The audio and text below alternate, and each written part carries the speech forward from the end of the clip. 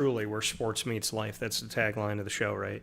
And that's what I've carried with Wake Up Call with Dan Tortora. That's how this show has become known, where sports meets that thing called life.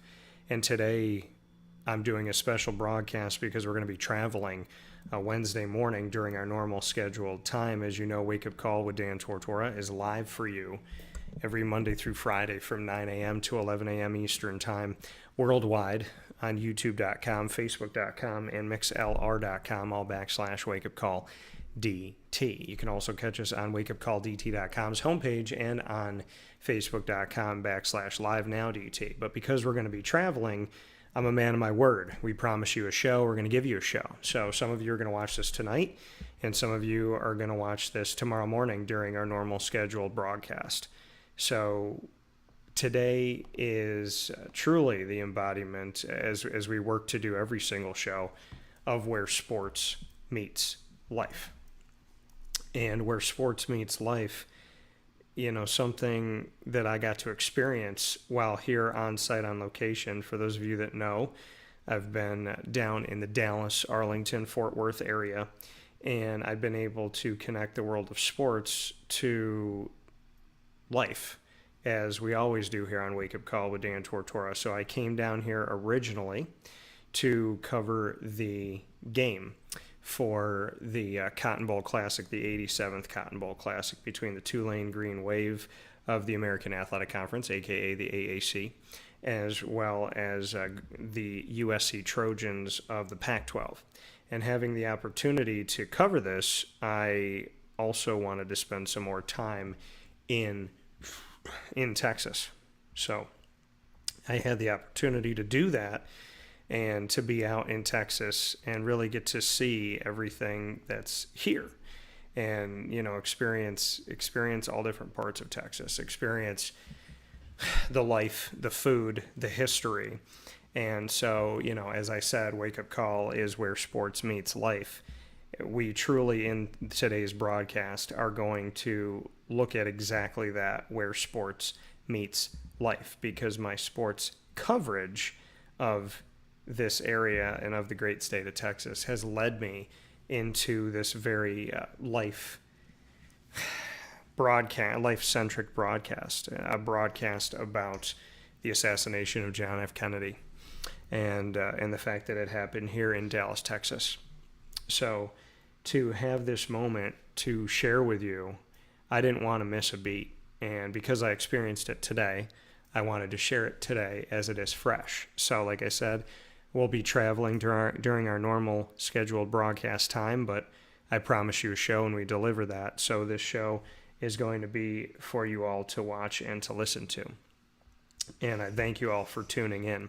There's a lot to unpack and a lot to get into. Inside of MonPazPopcorn.com is what's popping. You see the pictures of John F. Kennedy. You see a black and white picture of him looking kind of toward the screen and up. You see the picture of his motorcade or parade or whatever you'd like to call it. And then you see him standing at a podium giving a speech, because there was a speech he was supposed to give in Dallas on the day that he was shot. And I'm going to read you what was in that speech, which is now at a monument that is right on the street where he was shot and killed. So seeing this, and experiencing this, and you could see that my backdrop for this broadcast is that area. The actual backdrop of what I'm showing you here now, this is, Main Street leading into going onto the highway, and actually right around here that you're seeing on the screen, right around this area, this street right here, this is where he was shot. So this was a picture that was taken while I was on the tour. I want to thank Fun Texas Tours for an incredible tour, and I want to thank Kevin for being an incredible tour guide. It was an amazing time, and I'm not going to give away all the tricks and trades of the trip, because I think you should definitely go on the tour yourselves. But I'm so happy that I did it. I wanted to do something unique to Dallas, something unique to the area. And so the first thing I found when I looked stuff up was this tour of the assassination of John F. Kennedy, the then president at the time. And so that was the thing I decided to do. I mean, I woke up today knowing I want to get some barbecue, some real authentic Southern barbecue, some Texas barbecue. And beyond that, I want to do something that is, significant to the area. Did I think for a second it was going to be taking a tour of the JFK assassination, and that I would be standing on the street and in the grassy knoll and right by the building that Lee Harvey Oswald was allegedly in, and that I could actually see the X's on the ground of where the president and the governor were shot, where the president was shot again, that I was going to go to the rooming house where Lee Harvey Oswald had been staying for a while, that I was going to go to his apartment to where he allegedly took the picture outside, to, so many things that we got to see and experience and be on the street, so many different streets, and to go up to his tribute and to the monument that they built for him in downtown Dallas, Texas. I never thought that any of this stuff was going to happen, but yet here we are. And I want to talk about it with you today, where sports meets life. So you're going to say to me, well, Dan, how do you connect sports to what you experienced today? Well, today I told you I was going to go get some barbecue. And I want to give a shout out to one of my drivers down here who suggested Railhead. And I went to Railhead and got to get some barbecue there today. I had the brisket, I had the ribs, I had their authentic smoky barbecue sauce. I call it smoky. So it was a good barbecue sauce. I had their baked beans and I had their fries. And it was a great experience. I had a good time. I enjoyed the barbecue. And where did I have the barbecue? Well, Railhead is in Fort Worth. Well, what's in Fort Worth, Texas? TCU. Who's the team that I said deserved to be in the college football playoff this year? TCU. Who's playing in Georgia for the national championship on Monday, January 9th at 7:30 p.m. Eastern time on ESPN? TCU. Who's the team that I said I liked a long time ago because I loved the fact that they're named the Horned Frogs? TCU. Who's TCU's coach that I covered in his entire time at SMU? Sonny Dykes. So, it was just funny how small and how smaller and smaller my world gets, and how God just, kind of put these things in my lap. I didn't even think about JFK's assassination. I didn't even think about where it was. I remember learning about it in school, but I don't remember them telling us it was Dallas, Texas. And, it was so long ago. And so I'm not even thinking for a second that I'm going to go on this tour, because I didn't even know the tour was here. And then on top of that, here I am in Fort Worth getting some barbecue. And I wanted to go to Railhead, and I originally tried to go to someplace else. I was going to try and do both. And when I went to the other place, it was closed.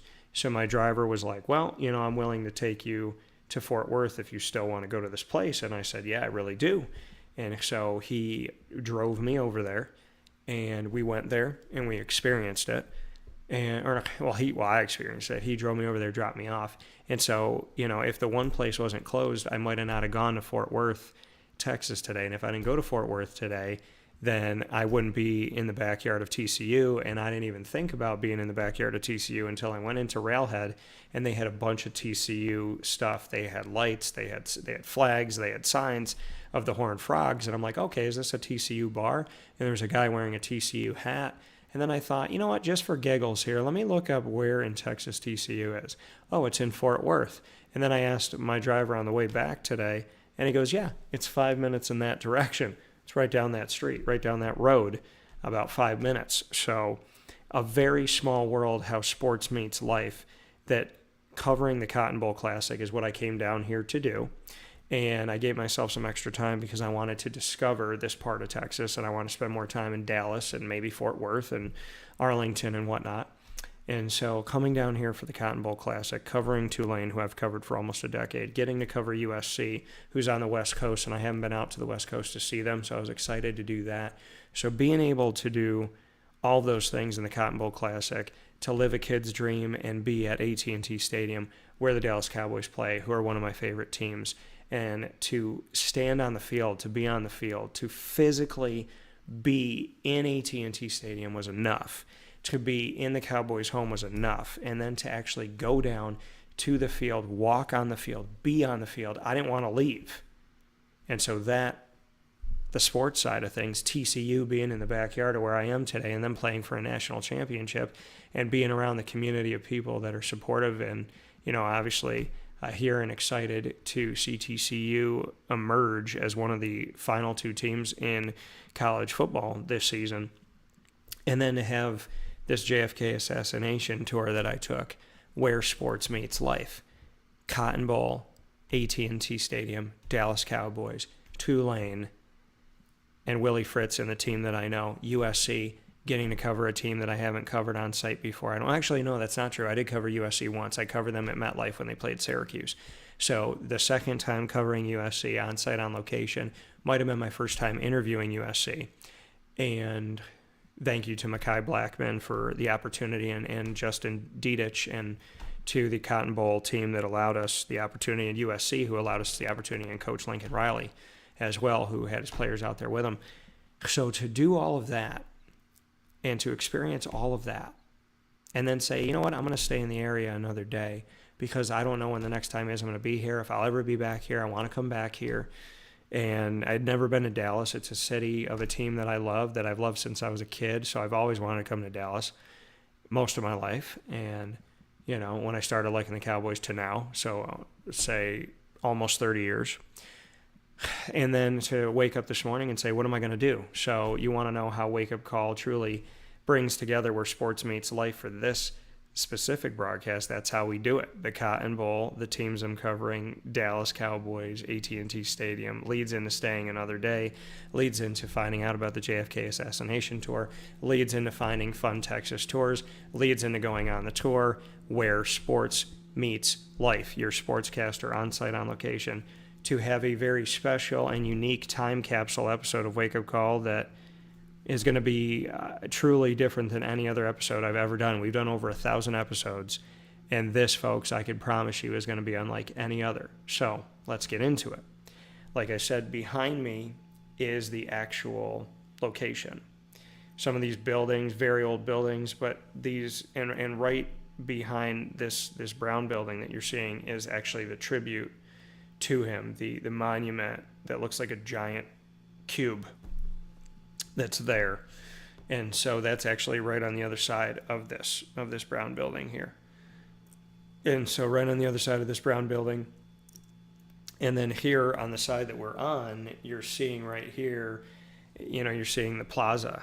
And this plaza that you're actually witnessing here, Dealey Plaza, here, right in the Main Street area, this is all behind me. So actually, physically behind me on screen in this backdrop of a picture that I took, this is one of my pictures from Dan Tortora Broadcast Media for my experience today.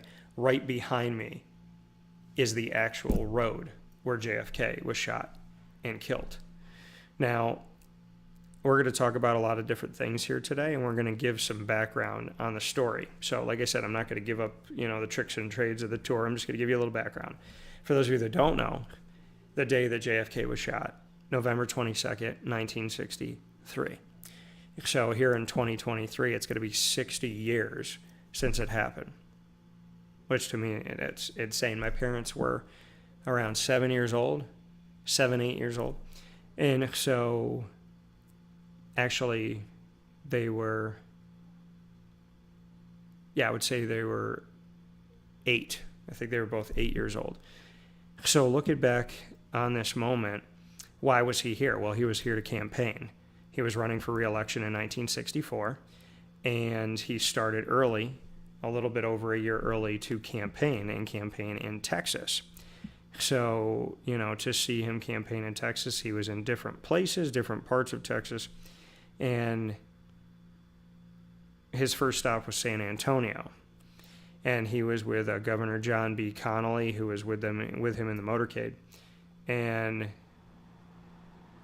they were here in San Antonio, and then he went to Fort Worth, where I was today, where I saw TCU stuff and Railhead Smokehouse restaurant, leading back to where sports meets life. Well, there was rain falling on Friday morning, November 22nd, but there was a lot of people that had come out to see him in Fort Worth. Well, as the day went on, the skies parted, it was sunny, and John F. Kennedy allegedly said, take the bubble off of my car, right? I want to be able to wave, and I want to be able to see the people. I'm a man of the people. I'm looking to get reelected. Don't put me in a, plexiglass bubble. I want to be outside of this thing, and I want to be in open air. Now, it is hard for the Secret Service to protect that. Obviously, you don't see any presidents in open air convertibles anymore. And, also something that was put in the newspaper not once but twice was a publication of the route of the motorcade. So people knew exactly and could plan ahead. If somebody were to do something heinous, they could plan ahead and say, this is where the president's going to be, this is his route, all the stuff you're not supposed to know. So the motorcade comes on its way to Dallas, and Governor John Connally and his wife Nellie were seated in the open convertible, and John F. Kennedy and his wife Jackie Onassis entered into it as well. Now, the plastic bubble that I said that was on there was taken off. The Vice President and Lyndon B. Johnson and his wife accompanied another car in the motorcade. Now, the procession left the airport, traveled along a 10-mile route that went through downtown Dallas on the way to the Trade Mart where the president was supposed to be speaking later on that day. Now, because people knew where the president was going to be, they could go to this, right? And so people were in the streets. Now, the car turned off a Main Street at Dealey Plaza around 12:30 p.m., and as it was passing the Texas, and I believe that was 12:30 p.m. Central Time, as it was passing the Texas School Book Depository, gunfire was heard. Now, the first shot, as we've learned over time, was a miss. The second shot went through the back of President Kennedy's neck and out the front of his neck. Now, after that was the final shot, which a lot of people, and it's graphic, hits the president in the back part of his head on the right-hand side. And you see him go forward, then go back, and then over to his left, right? That's what if you go back and watch the video, they talk about the angles and whatnot. So Lee Harvey Oswald was brought up on the charge of this, and then Lee Harvey Oswald, before a trial could happen, he was killed by Jack Ruby, who was a nightclub owner. And Jack Ruby had stage 4 cancer. He was dying anyways, and he would die while he was being held in jail, I believe. And while he was being held, I think it was in the courthouse or whatnot. So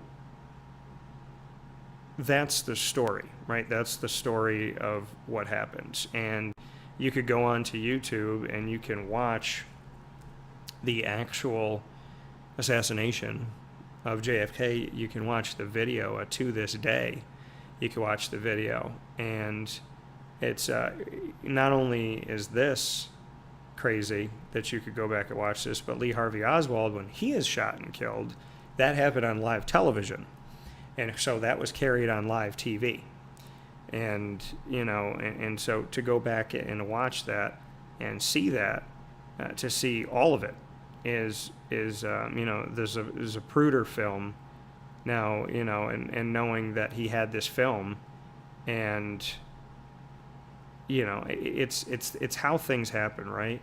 It's seeing how these things actually occur, right? That how is this person in the right place at the right time to have this camera angle or to have this video and whatnot.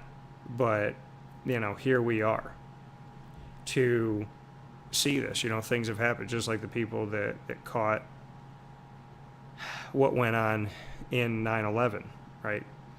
So this clip that you could go back and you can watch is, to a lot of people, it's something that they'll never forget, right? Because they watched it. And my parents were little kids when this was happening, like I said, around 8 years old, and so they actually got to see this and witness it how I witnessed, and a lot of people witnessed 9/11 as it occurred, right? Watching things in real time. I remember watching Tower 2 fall in real time. It was the first tower to fall, And to see that was, I mean, to me, I thought it was a movie, right? In my head, I thought it wasn't real. I thought at some point Harrison Ford was going to show up and save the day. So to see something like this occur is,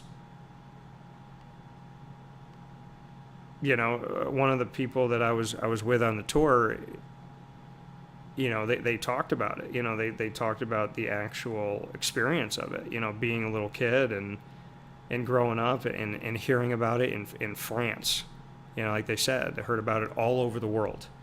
And so, this is a day that will be remembered forever, November 22nd, 1963. And a moment that truly is one of the saddest moments in history, and still one of the most controversial moments in history as well, as we see, this happen. And I'm actually watching here in the studios right now as this happened, and watching this again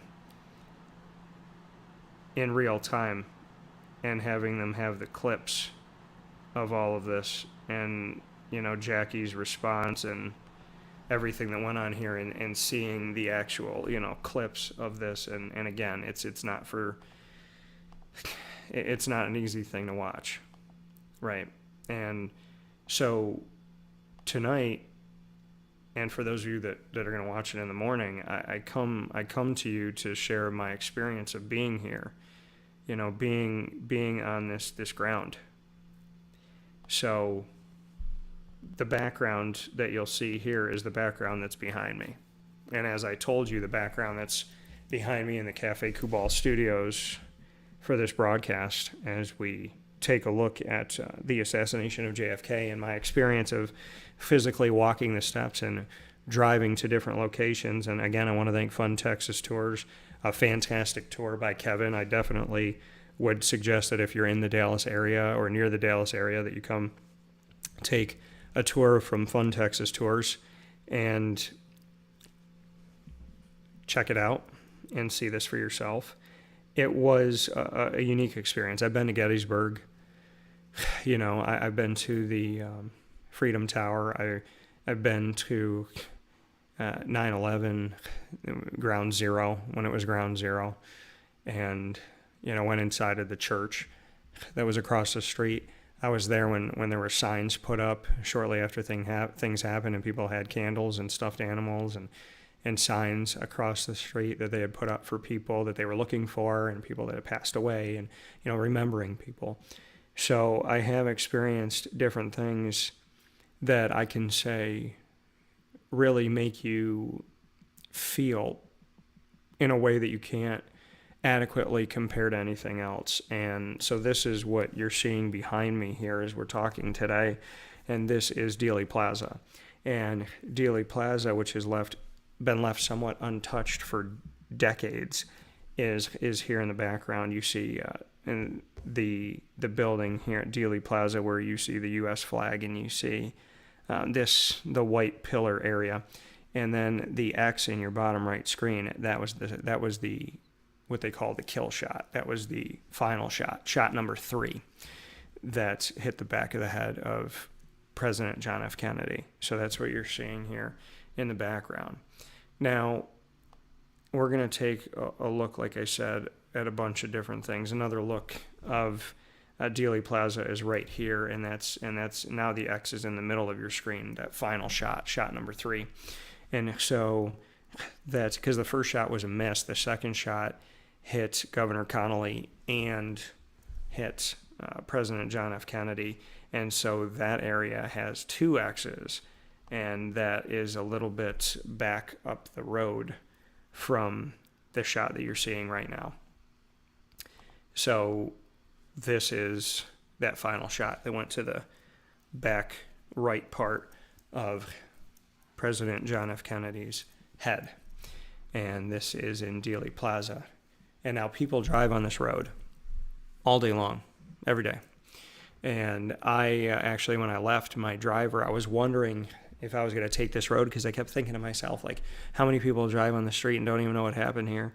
And my driver, sure enough, picked me up, turned left down the street, and I said, am I going to go down the road that the president was shot on? And I actually drove inside of a car on the street. I know to a lot of people in Dallas are like, yeah, Dan, I do this 15 times a day. But to me, it was different, right? To be on hallowed ground, right? This is supposed to be a place where someone left us and is, God willing, in heaven. So on this road, where that X is, I drove on that road today. I literally drove down the street where John F. Kennedy was assassinated. Drove on the same road. And like I said, some people do this 1,000,000 times a week. Can't even count how many times they do it. Uber drivers, Lyft drivers probably do it 15 times, 10 times a day. But to me, to be in Gettysburg, to be at Ground Zero in New York City, to be here today, this area, to drive on this road. I mean, in my mind, I'm like, this road shouldn't even be available to drive on anymore. This should be like, a hallowed ground, a place to pray, a place to leave flowers. This is a road that people drive on. They drive over that X. They drive over all of the X's, right? And some people don't even know what happened there, right? So to me, to say, are we going to go drive down the street? And then we actually did. And to look up at the building where Lee Harvey Oswald allegedly fired these 3 shots. And I say allegedly because there's a lot of stories out there that are either way, right? It's whatever you believe. And so as we're driving down the street, I looked up at the building. And as I cross where John F. Kennedy was shot and Governor Connolly was shot, as I'm coming down the road, I'm looking up at the Texas Depository where Lee Harvey Oswald was. I'm looking up at the building while I'm driving on the street. And I'm saying, like, I'm literally here. Like, how many times can you say, oh yeah, somebody, you know what I mean? You go to a monument or something like that, and you're standing in a place that should make you stop, should make you silent, should make you reverent. And in the moment. So I spent a lot of time in silence, a lot of time in different areas here in Dealey Plaza, different angles, different places, kind of just wherever the Lord took me. And I just thought it was so surreal and so strange to physically drive today on this road, past these X's, looking up at that building, remembering what happened here. Now, the tribute area that you're seeing right here is like an open tomb. And what we were told by our tour guide, Kevin, today, was that this tomb was here, or is here the way that it is, because it looks very cold. It doesn't have much of any color to it. It looks like a giant fence. It's lifted above the ground, as you could see. There's eight pillars, so to speak. There's 2 in each corner, and you could see 4 of them here, because I'm taking this from the other end. And the spot in the middle that you would think a statue was stolen from, that spot in the middle says John Franklin Kennedy on one side, and it says the same thing on the other side, and he's not standing here. Now, the story was that this monument was made to be cold like this. It was actually made to show that his spirit walks about, right? And that this memorial is, this memorial to him, this tribute to him is like an open tomb. There's an opening on either side. There's openings underneath. It shows that it hasn't settled, which is like why those pillars have lifted it off the ground, and it's open on the top. So this was done by American architect Philip Johnson, who allegedly was a friend of Jackie Onassis, Jackie Kennedy, the wife of John F. Kennedy. And it was dedicated on June 24th, 1970, which Many years later, my G-Mama would pass away at almost 101 years old on June 24th. So I found that interesting. And it's part of the landscape that is right here in Dallas. Now, it's the way that it's created, it looks like a giant box, but it's called a cenotaph, which stands for open tomb. It symbolizes the freedom of President Kennedy's spirit. Now, it is a square, roofless room, 30 feet high and 50 by 50 wide, and it sits in the middle of the block with narrow openings facing north and south, which you could see here. The walls consist of 72 white precast concrete columns, most of which seem to float with no visible support 29 inches above the ground. And 8 columns extend to the ground, acting as legs that seem to hold up the monument. Each column ends in a light fixture. At night, the lights create the illusion that the light itself supports the structure. These vertical elements, regularly separated from each other and individually poured, seem held together by an unseen, invisible force. The architect once called it a quote-unquote magnetic force and suggested its connection to the charisma of the living John F. Kennedy. And the intent of this was misunderstood. A thoughtful piece of art, originally it had no interpretive features. The space was intended for reflection and remembrance, and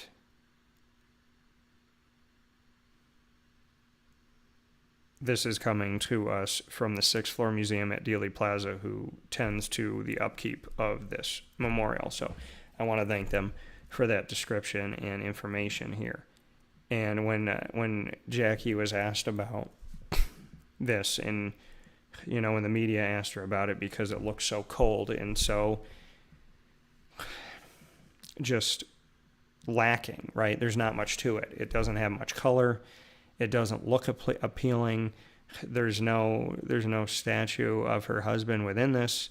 So, the thought was, why make something like this? It's ugly, it's distant, it's cold.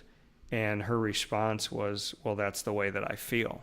That's the way that she feels about her husband's death. So the question has become, did she approve of this structure because she felt the lack of not having her husband, and so here this memorial lacks having a representation of her husband physically showing him? Or was it her way that some people believe, and our tour guide talked about, was it her way of telling Dallas, I'm going to leave you this ugly monument because of the ugliness that I feel about your city where my husband died? And allegedly Jackie never came back to Dallas, Texas after that. So this is kind of one of those you decide things, but it is a very cold, and it leaves you, it's very still, it's very quiet. And again, going to different places that are supposed to represent a tragic moment in our history, it had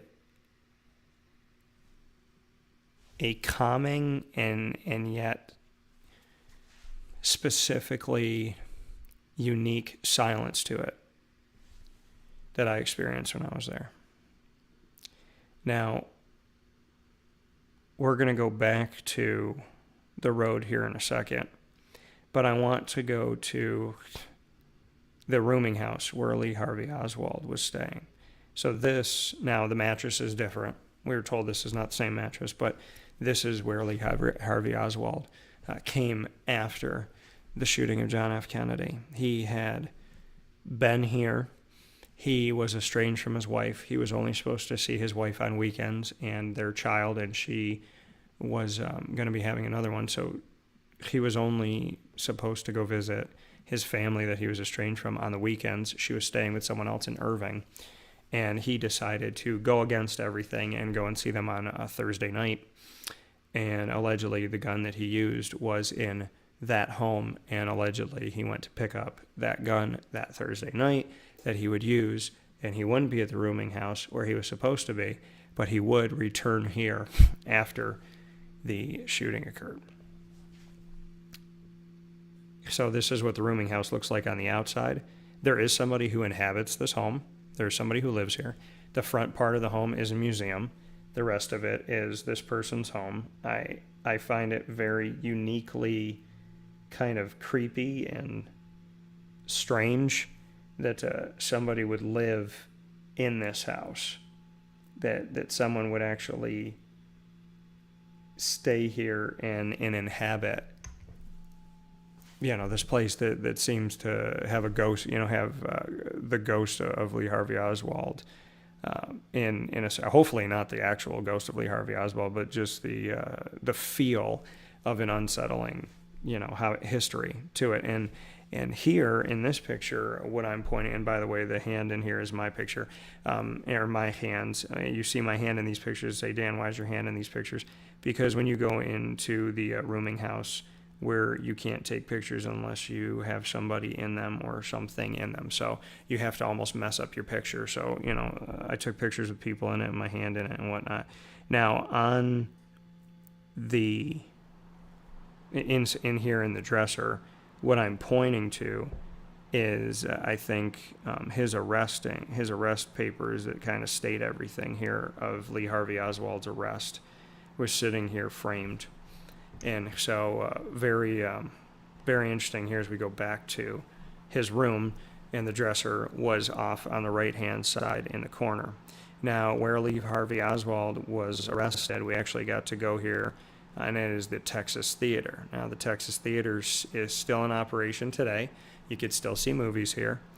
And every year on November 22nd, in recognition of that fateful day in Dallas, they have the movie on the title board there. They actually will put the movie that was playing the day that the president was assassinated. And so at the Texas Theater, you can actually see the movie that was playing there. And like I said, it's still there today. You could still go there today, and you can actually physically can go inside. War is Hell is the name of the movie, and they'll put that up on the marquee every November 22nd, from what we were told. And this is me right underneath the Texas that, and then I have another angle so you could see the Texas. It's a T all the way down to S vertically that you had seen in the last picture. Here's the marquee, and you could see right underneath the marquee is that star with the yellow ceiling that I was underneath.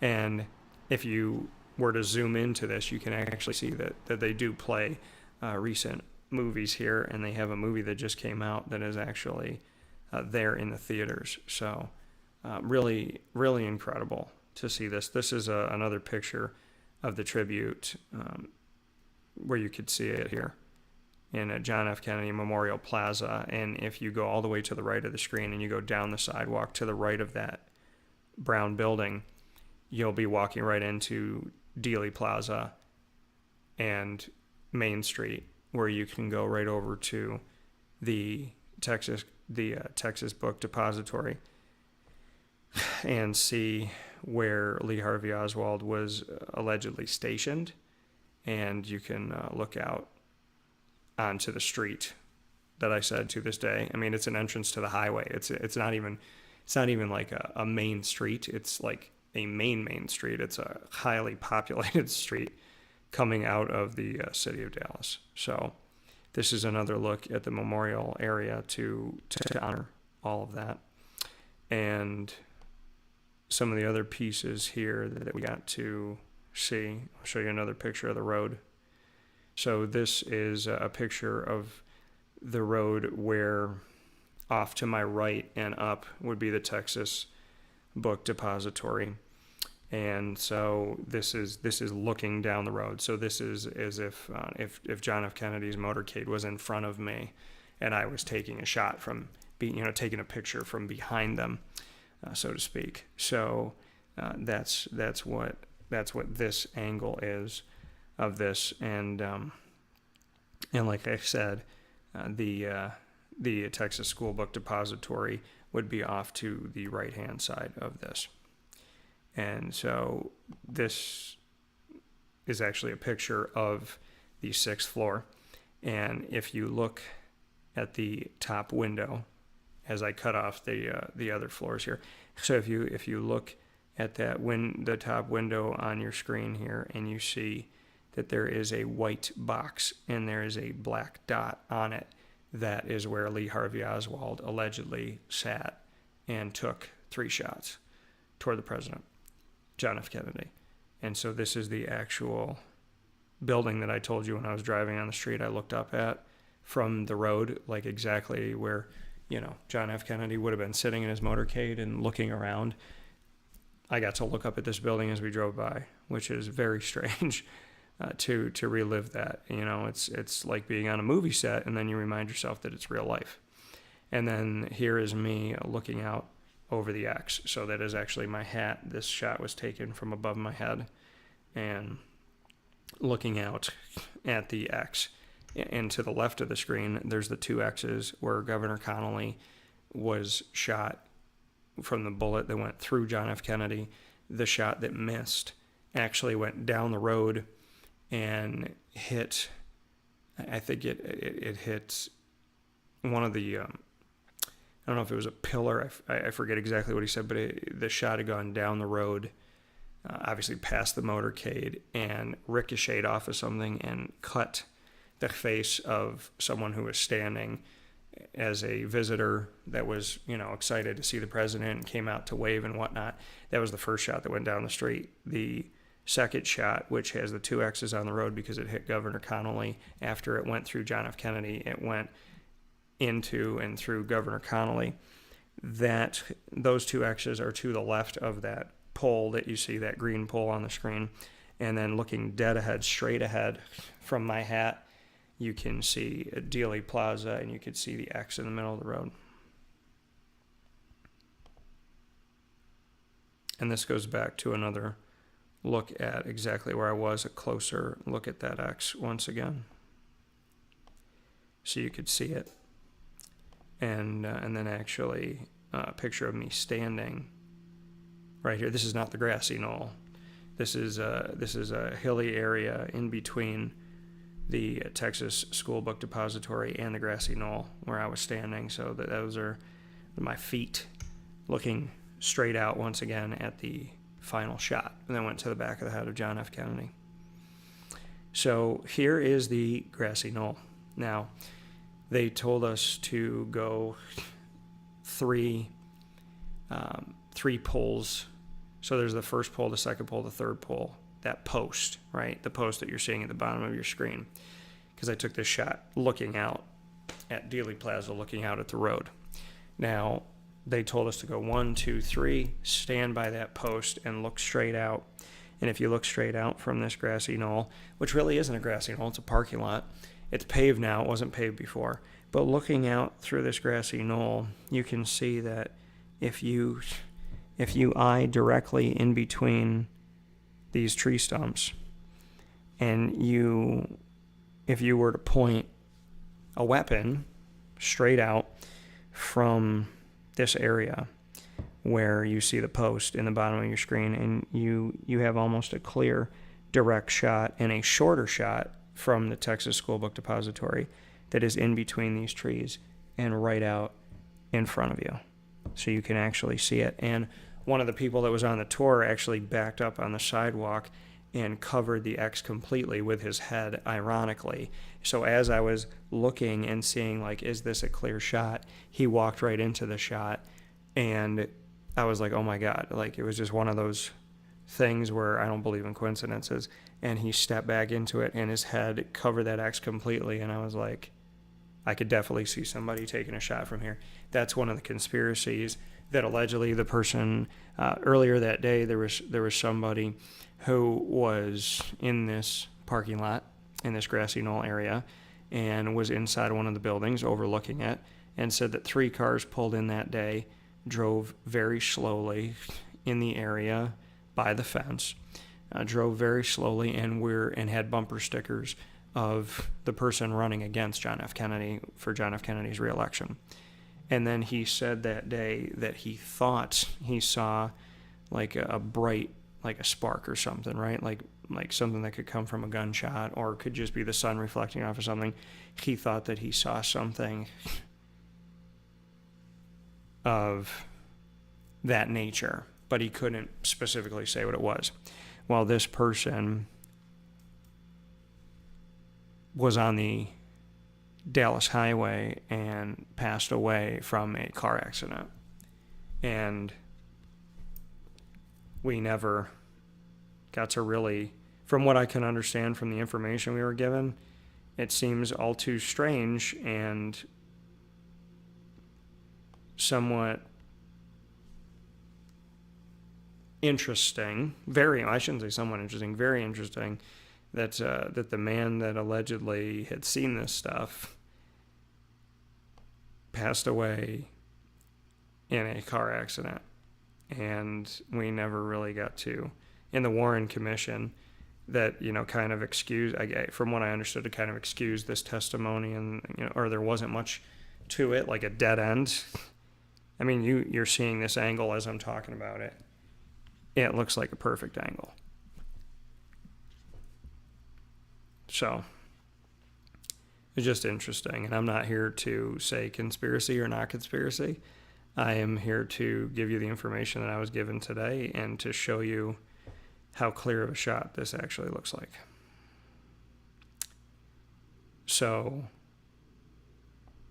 the final picture that I have for you in this special, where sports meets life, and going back to the place where, going to the place where John F. Kennedy was assassinated. I shouldn't say going back. It's my first time going there.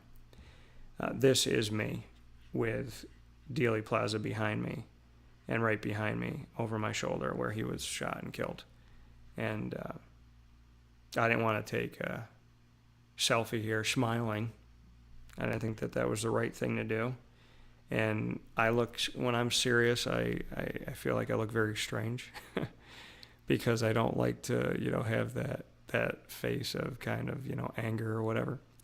So I took a picture that I thought was fitting in this moment, which was a remembrance, taking your cap off, putting it over your heart, and remembering that someone passed away here.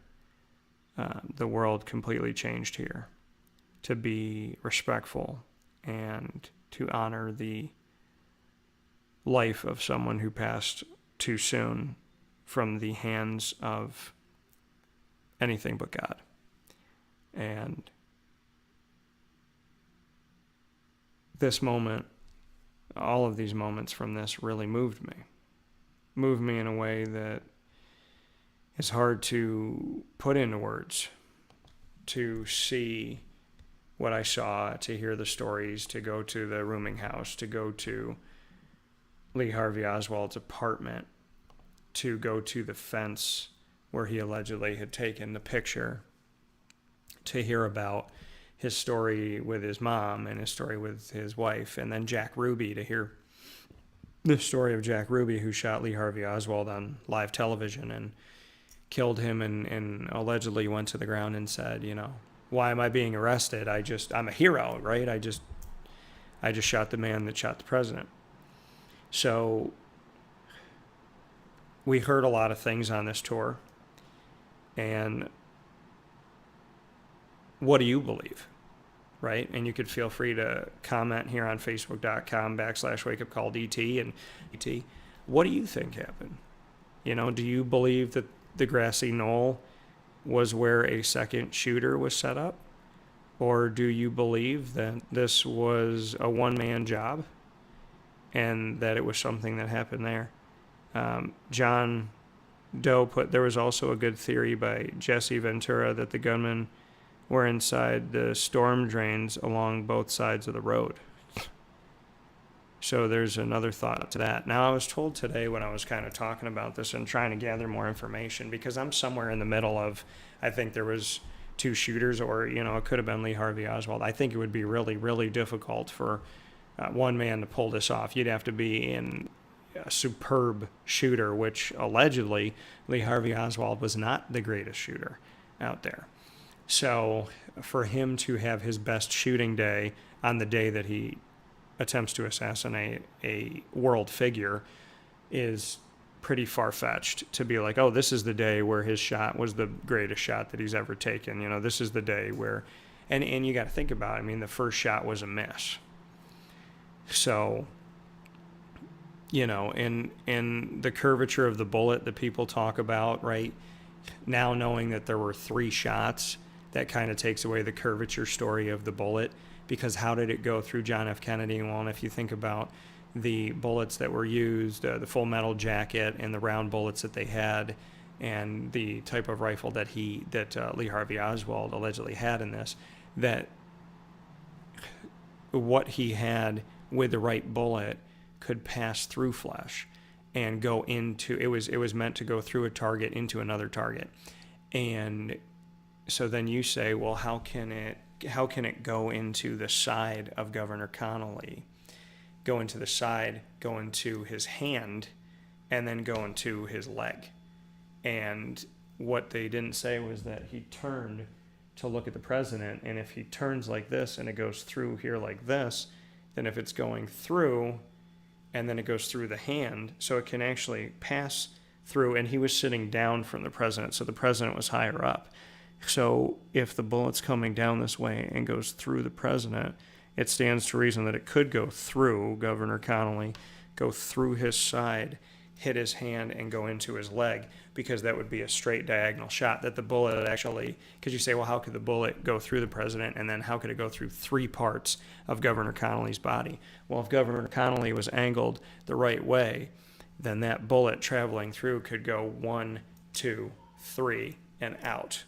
And so there is an argument that sounds viable that a perfect marksman, you know, taking, well, I shouldn't even say a perfect marksman, but the shot that he took, that it, you know, that it went through Governor Connolly, went through 3 parts of his body, because the way that his body was angled, that the bullet is looking to pass through. Now you have to remember, when the bullet is passing through your body, it can hit bone, it is hitting flesh, it is hitting tissue, so that could slow it down, alter it, move it, do different things to it. And so there's a lot of different things that go into this, of how can he have it go, how can the governor have it go through him, then through. But if you're sitting like this and it comes through here, and then through your leg, it would actually just be traveling in a straight line, right, in the governor, and it just so happens to be that that's how his body was positioned. So, I mean, that was an interesting take of it. And then, you know, people say, well, why did his head go back and to the left? Because it would seem he got hit this way and then fell this way. Why would, if he got shot back here, then why would he go back and over? But then they talk about when the bullet hit, that it creates this opening approach. And so if it hits you here on the right side, that explosion, essentially, not to be graphic, but that explosion would be happening on the right side, that would kind of rocket you the other way, right? Push you the other way. So, I mean, really, out of everything that I heard, it left me still somewhere in the middle of, was it just Lee Harvey Oswald acting alone, or was there somebody else? But it's hard for me to believe that Lee Harvey, even though the bullets, you know, and again, they said that you would have to fire off, you know, these 5 or these 3 shots within 5 to 6 seconds originally, is what they were saying. And so when they went back and they looked at it, they said actually, when you go back to the first shot, that he had about 11 seconds to do it.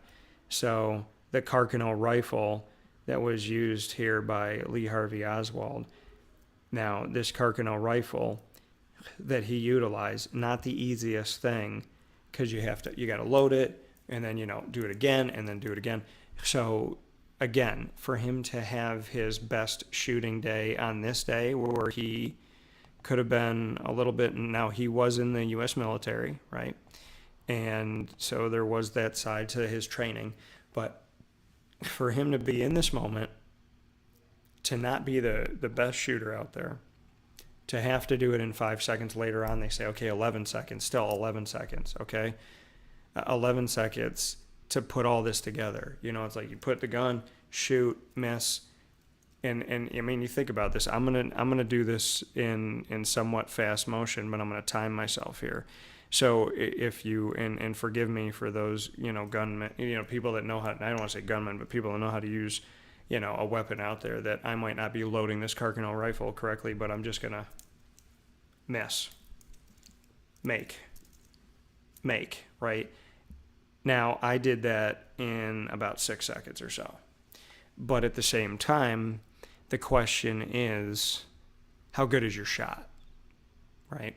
And why did he miss the first one? Was he nervous? If he was nervous and he was kind of fumbling about himself, how could he get this done in 11 seconds?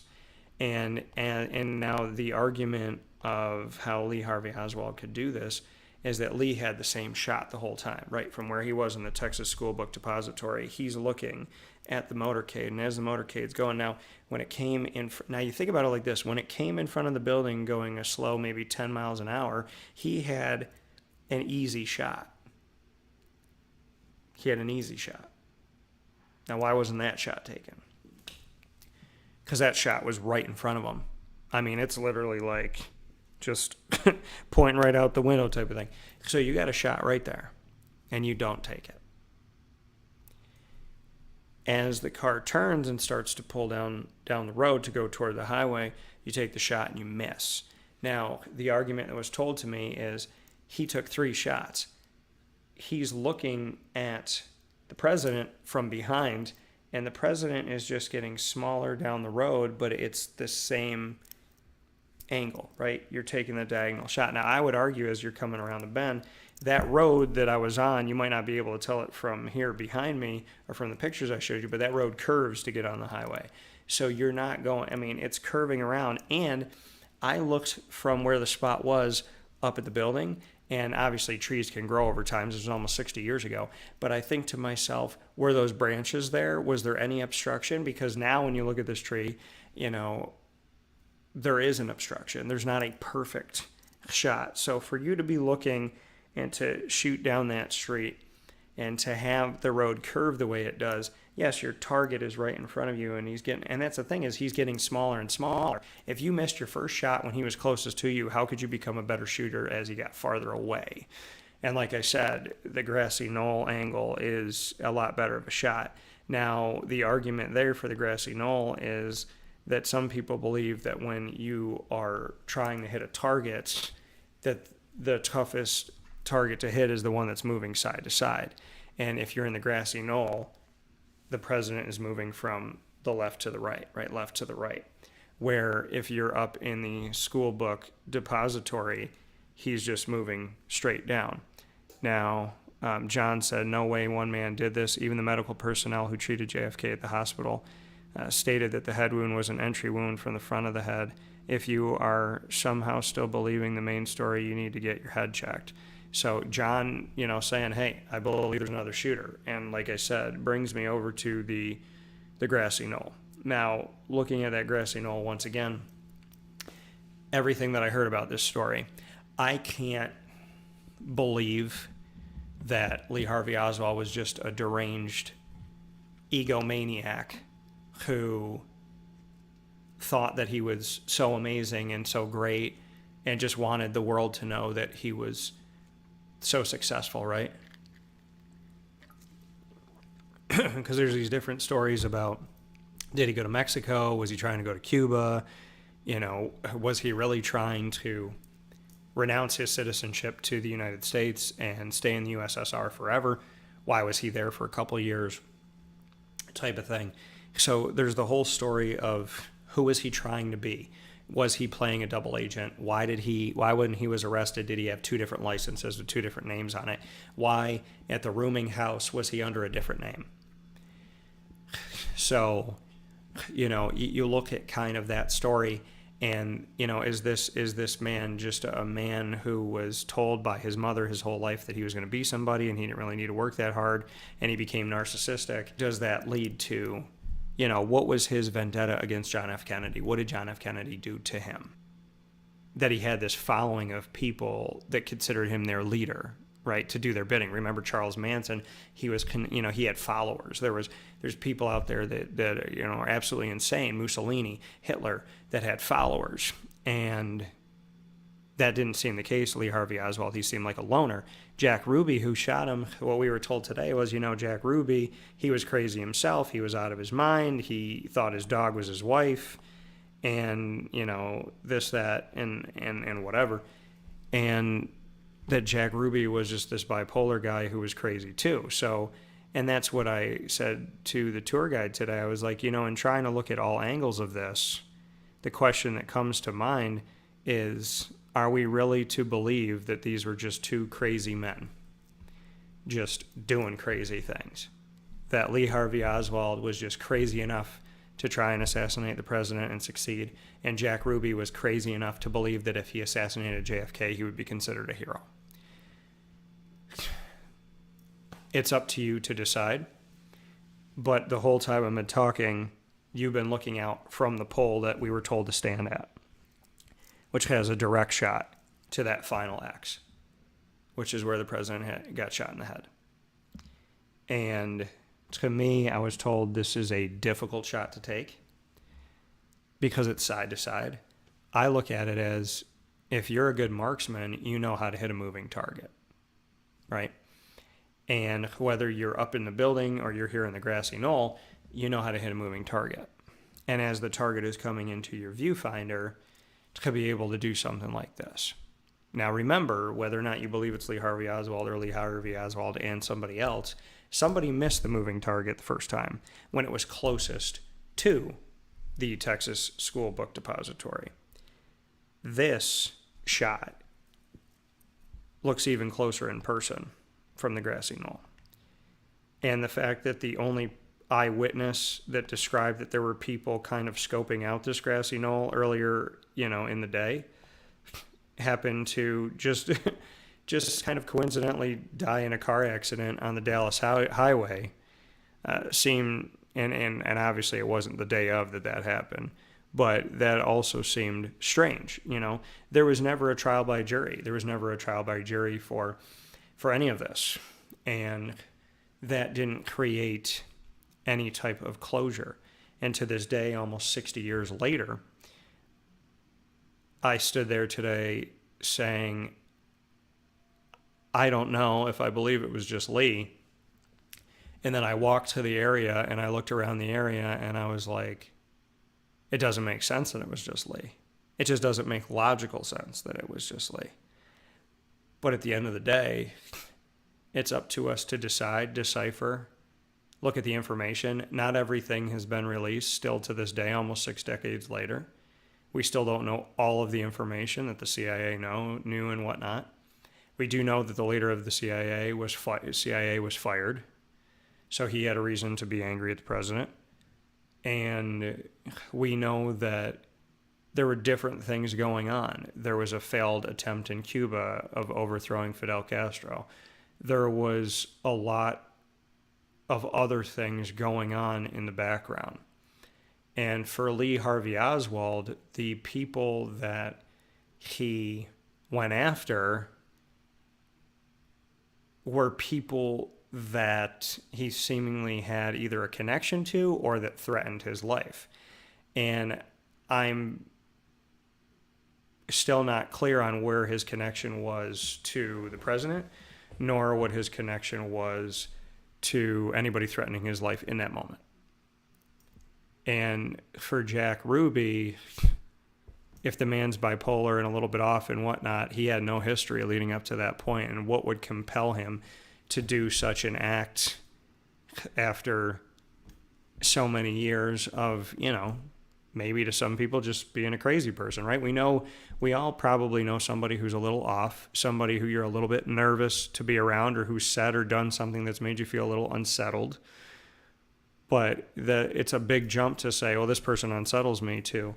Well, they must have just done this because there was this reason or that reason. So, I mean, it's a story that leaves a lot of things open to interpretation and to us to continue to decipher 60 years later, which continues to make it interesting. The truth is JFK was assassinated. The truth is, it was a horrific day for Dallas, Texas, for the country, for the world.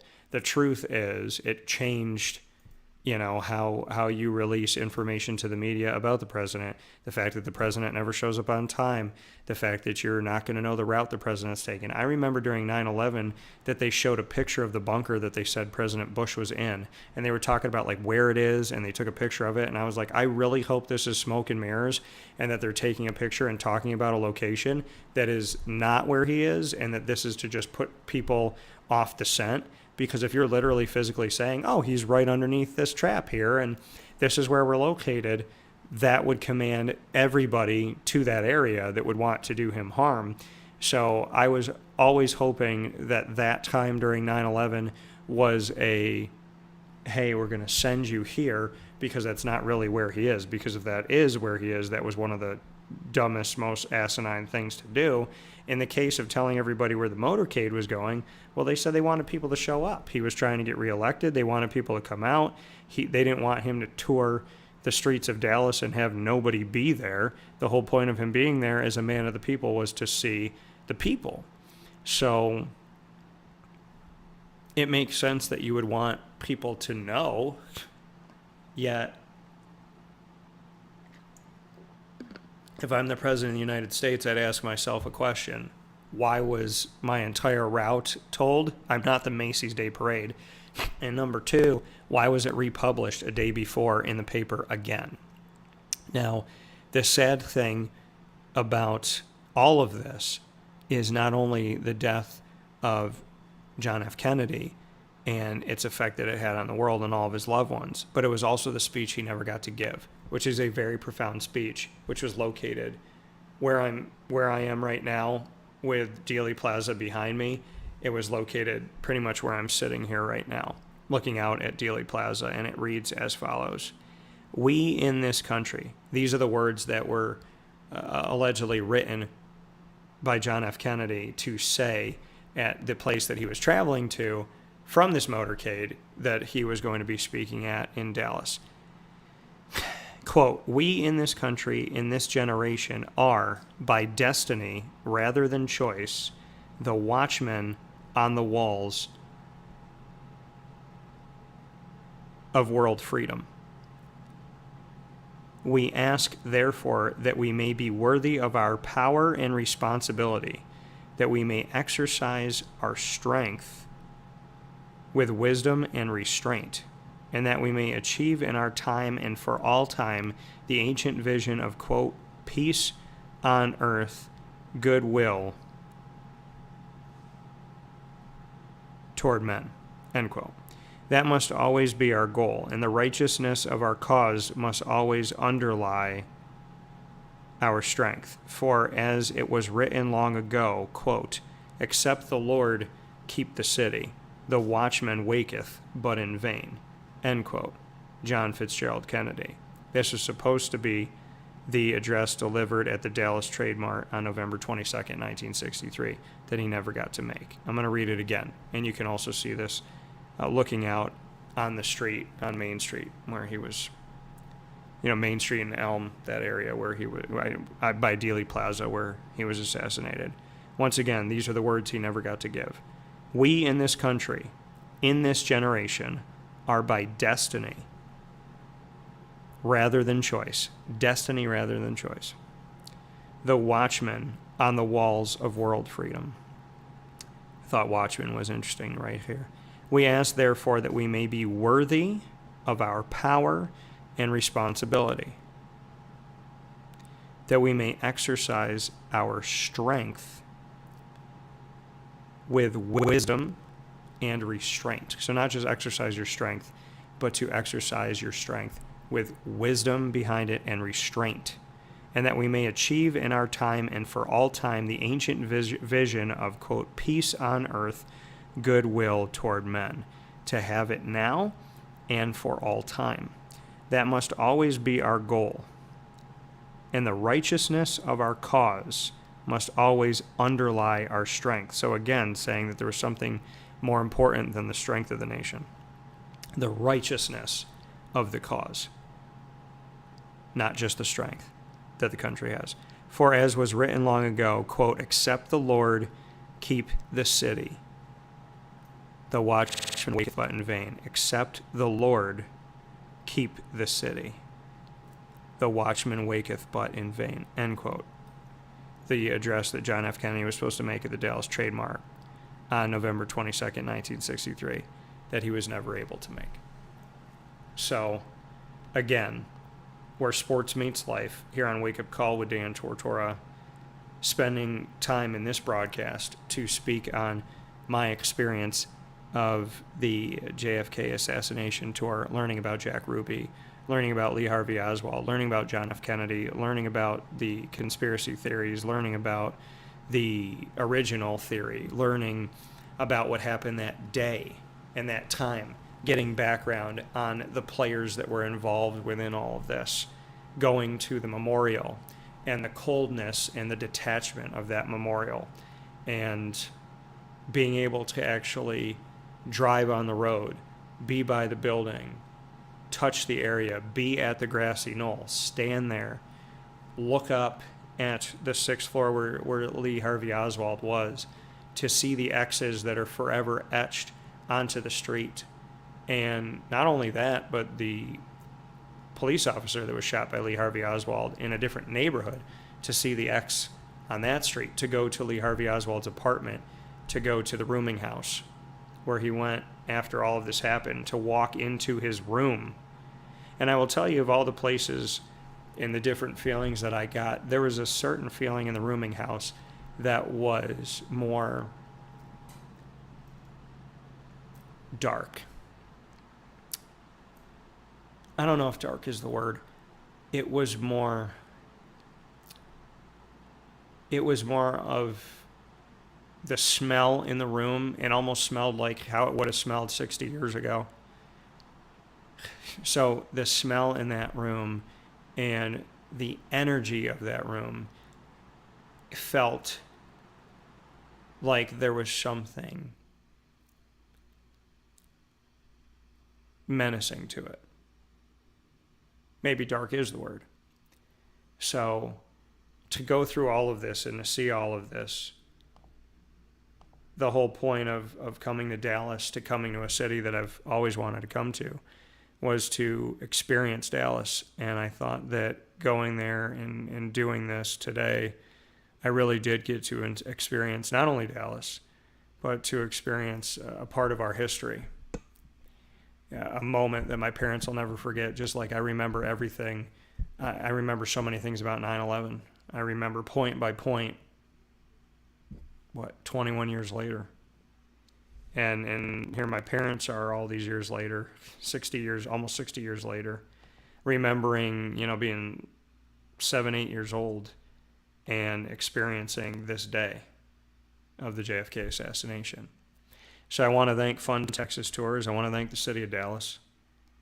And I want to thank our tour guide, Kevin, for giving us the different angles, for telling us, hey, here's the story that we know. Here's the story that's out there that refutes that story. And here is the background on the characters within the story. I thought it was a beautiful way to kind of let people decide while we learn, and to make our own kind of avenues here. But you almost can't help but feel like an investigator when you're standing on the hill here and you're looking out over everything, and you're going into these different places and you're seeing these different things and you're feeling these different things, and there's different energy coming from different places and different parts of this road of tragedy. I can't compare anything to it. I'm not going to try to. I will not disrespect the experience by doing that. And I would have loved if this never happened, if this never occurred. I think we can all second that. That in any given moment, life can be taken. Life can be altered. We learned that with Damar Hamlin, with the Buffalo Bills. That happened while I was down here in Dallas. We were sitting and watching the game. the media was in our kind of media hospitality area after the Cotton Bowl. Life is precious. And you have no idea what's going to happen next. What to John F. Kennedy was a way to try and win Texas back and make a good impression and show his vulnerability in a positive way, ended up with the end of his life.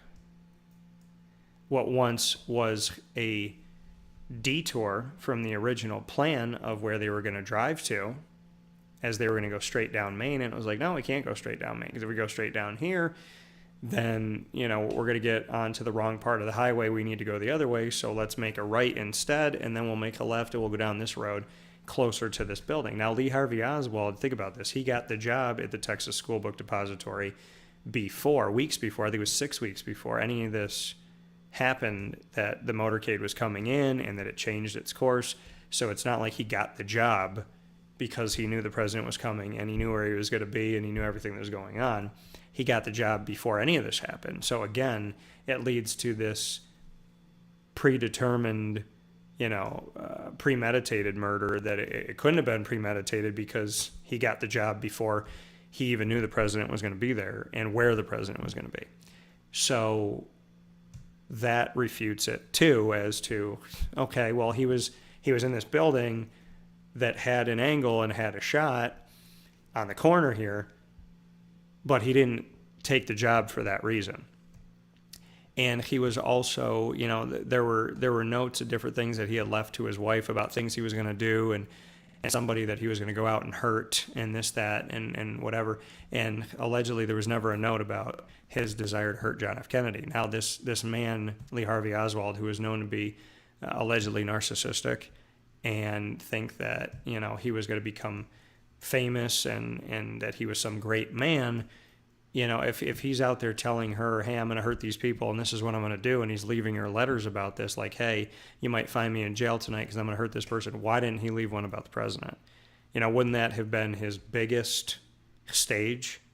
So why leave it about other people and not about the president, right? So that, again, doesn't look premeditated. So there's a lot of questions. I left the tour with a whole lot of knowledge. I left the tour with a whole lot of feeling and just kind of an undescribable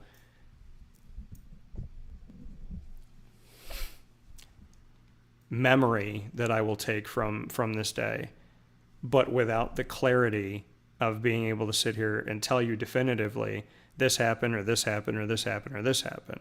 I told you I lie somewhere in between. And it opened up my eyes to want to do my own research, to want to learn more about history. It also opened up my mind that when I'm in different towns or cities, to look up the history of those towns and cities and to search out different things and go to different places. I went to St. Augustine and where the fort is in St. Augustine, and it's supposed to be a haunted place and whatnot. And I went there at night and I didn't really feel anything in certain places. It was really cold outside. And I remember I went to one wall and I felt very unsettled. There was just something about the wall, and something was telling me to not look in this one area because I didn't want to look in that. Like something was like, don't look there, don't walk there. And then there was something about the wall, and the person that I was dating at the time, she separate of me, walked in front of me and was by this wall, and she looked at the wall and she goes, I can't be here. I got to walk away. I don't feel good here. I have to walk away. So she felt something separately of me feeling something, but me, unlike her, I walked farther and she just kind of, walked away. So, I have been to different places that have the historical kind of what happened, what is the real story. There's this story and there's that story. But I would implore you to learn about history, to go to these monuments, to go to these places, to go to these roads, go to these buildings, and really get a feel for it yourself, because there's something about the human connection to the past and almost the touching of the road or different objects or different places and the feeling of energy. There's something to be said about the kind of invisible tangibility of things and how the human spirit can bond to moments. And I don't know how to describe that to you unless you felt it for yourself. So I would definitely suggest going on this tour and learning more about it. And my goal was to come down and learn about Dallas beyond sports, where sports meets life, tagline of my show Wake Up Call that you're watching and listening to worldwide. And I live that, because here is where sports meets life. Here comes the Dallas Cowboy fan. Here comes the guy covering the Cotton Bowl Classic. And I spent extra time after the game for what reason? Because I wanted to discover. So I wanted to really learn about the fiber of Dallas, the fiber of the area. I wanted to have a unique and memorable experience that connected me to the community. And this was the thing that popped up, and I don't know what other experience could feel in such a way like this. So very memorable, and I will take it with me forever, and I will seek to learn more from this. And you're all, wherever you are in the world, you're welcome to respond to this video on facebook.com/wakeupcalldt and on youtube.com/wakeupcalldt, and tell me what you think. Tell me what your thoughts are. I'm not sitting here saying it's exactly this or exactly that. I said I'm somewhere in between. So, I more went on this tour to do something that I never thought I'd be able to do. Folks, and again, there's people that walk through these places eating burritos. There's people that walk through here and get an Uber. There's people that drive on this street all the time, yelling at their girlfriend on the phone or whatever. But my experience of it was vastly different. To be in a place that my parents saw on television, a place that seemed so far away and so distant, and yet their son stood there, almost 60 years after they saw this as kids. Here I am saying, Mom and Dad, I'm on the hill. I'm at the grassy knoll. I'm outside of the Texas School Depository. I'm right where the X's are. I'm where the next X is. I could literally walk out onto the street and touch the X. I'm right here. I'm at Lee Harvey Oswald's place where he lived. I'm at the other place where he lived. I'm here where this cop was shot. I'm on this road of the memorial. I'm reliving. I'm retracing the steps of this moment, and I'm seeing this. I'm seeing this through so many angles. And I got to tell you, folks, all these years later, it still makes it makes you feel something. I think even the coldest heart can feel something here. And I experienced it from the moment I went to the Memorial Plaza, and it was just quiet.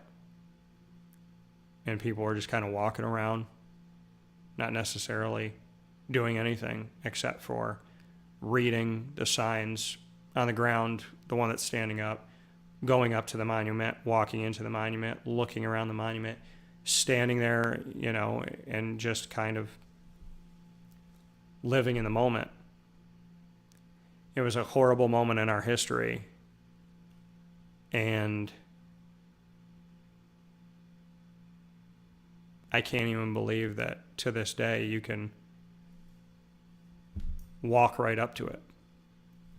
And you see that video over and over again. You learn about it in social studies class and history. But it seems, again, so detached, so on a cloud somewhere by itself that you can't go there and you can't physically see it, feel it, be there. And here I was today, right there, looking at it, just standing there looking at the X from all different angles. And it just brought me to a place that nothing else has ever brought me to, an effect that is all its own. I pray for the Kennedys in heaven. I pray for all of the loved ones here on earth that continue to live on today. And I pray for the health and safety and happiness of us all. I implore you to learn about history, because we have to learn from where we've been. And at the same time, I pray that you all are good to each other and stay safe so that we don't have to have these moments in history anymore. I thank you for watching and listening to Wake Up Call Worldwide on Facebook.com, YouTube.com, and MixLR.com.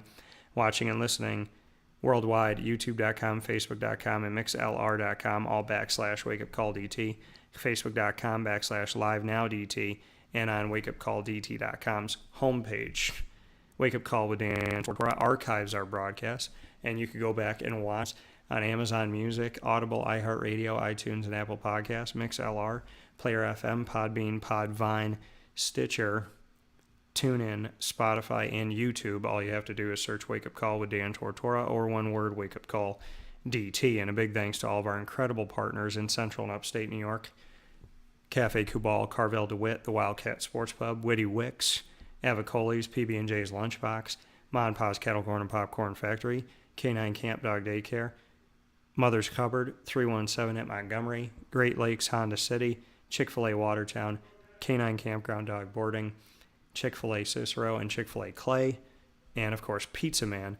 And we are proud to be the exclusive multimedia marketing partners of both the Lemoyne College Dolphins and the Bryan and Stratton Bobcats of Syracuse. You can get our Lemoyne content on Wednesdays at 9 a.m. Eastern Time during the live broadcast of Wake Up Call.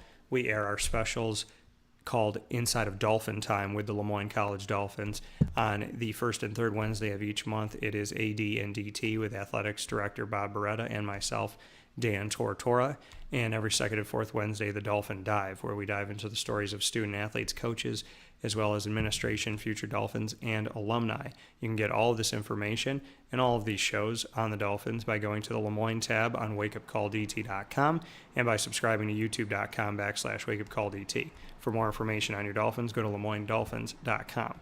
The Bryan and Stratton College Bobcats of Syracuse, exclusive multimedia marketing partners with Wake Up Call with Dan Tortora and Dan Tortora Broadcast Media. The Bobcats come to you monthly exclusively on Wake Up Call with the Bobcat Buzz, interviewing student athletes, coaches, and administration with the Bobcats men's and women's soccer teams that have both won national championships, the men's and women's basketball teams that are in season right now, and the inaugural baseball team that will be coming into existence this year in 2023, God willing, in just a few months. You can get all of our content by going to the BSC Syracuse tab on wakeupcalldt.com to see the Bobcats and hear from them.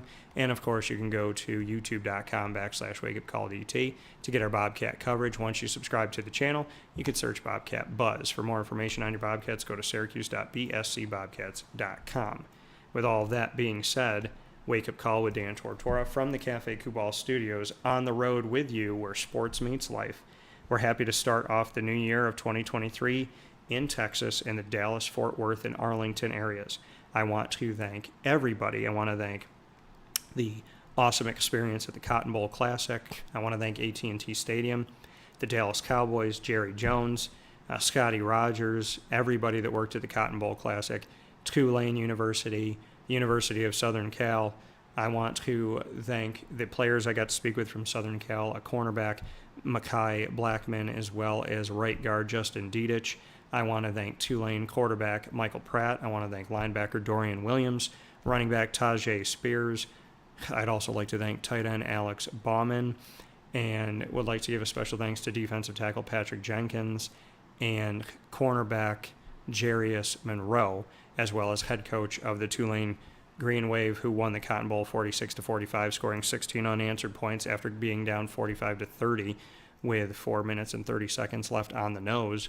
I want to thank Willie Fritz, the head coach of the Tulane Green Wave. I want to thank the cities. I want to thank the incredible drivers that I had. I want to thank all the hospitality, the hotels, the restaurants.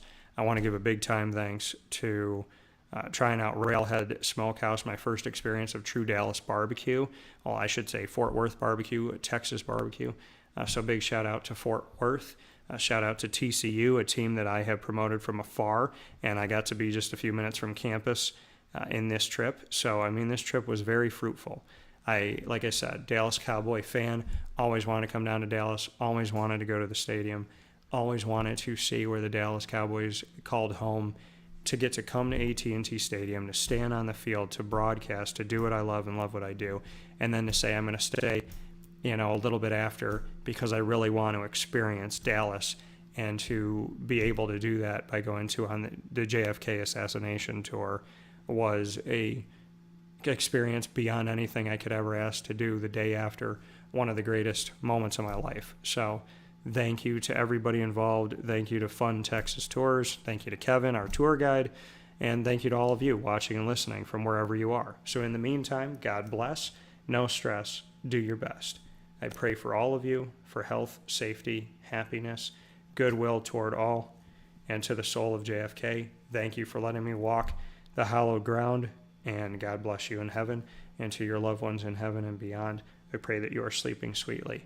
President John F. Kennedy. And to everybody involved here on earth and in heaven. God bless you all, and may all your souls be at rest and be at peace. From the Cafe Kubal Studios, find us on Facebook at Wake Up Call DT, Twitter at Call DT, and Instagram at wakeupcall_DT. And as always, I leave you with 3 things. God bless, no stress, do your best. Happy 2023. I cannot believe, but I am so grateful that we got to start off the new year by making history not once, but twice in the first few days of this